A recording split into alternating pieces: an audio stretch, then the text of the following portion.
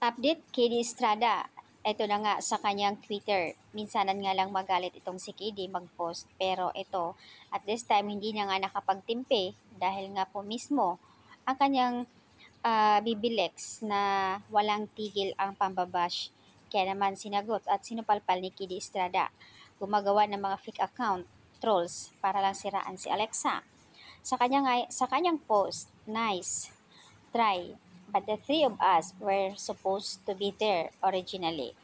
Nag-work lang ako at bigla and I had to postpone. Get your fuck right. Masyado kayong desperate. So, ayan. Fake news kayo. O di, sobrang naramdaman nyo ang pagtalak ni KD ngayon.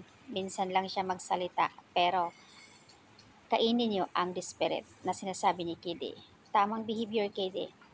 We love you both and syempre, ganyan ka namin kamahal. Pagdating kay Alexa, pinagtanggol mo talaga. And almost 2 years na ay yung mga kulto stuck pa rin sa past. Malaki siguro ang bayad, magkalat ang mga fake news.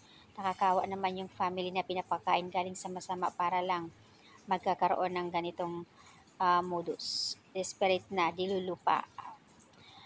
Ang katotohanan sa pambabash kay Alexa, inggit yarn, insecure, or hindi pa rin makamove on.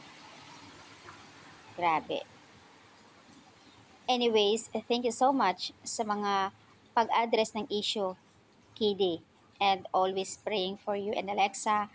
Take care, both of you, and be strong. Saludo ako sa iyo sa pagtanggol mo palagi kay Alexa every time na mayroon ng babash sa kanya. That's true love. Ito ang gusto ko, yung binabasag yung katahimikan.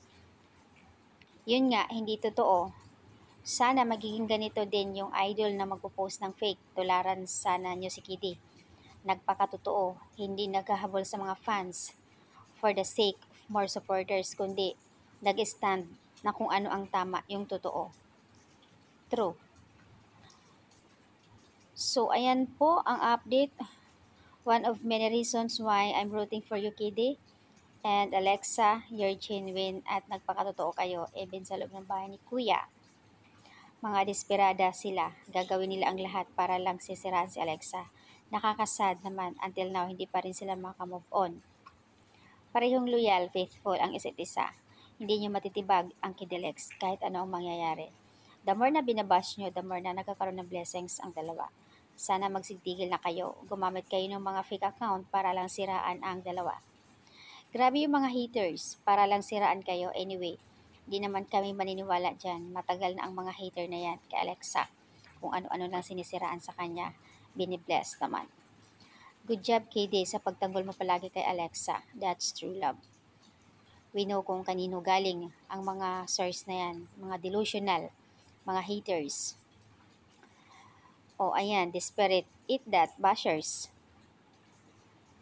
So, ayan po yung update dito, guys. Sobrang maraming nag-react dito at hindi na nga nakapagtimpi si KD.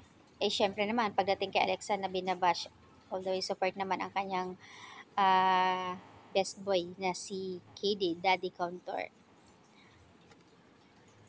Tamang behavior, KD. And also, congrats dahil sa kanilang pita walang aray na supposed to be kasama sila but hindi na kayanan ng schedule ng Kidelex dahil nga sa sobrang busy nila.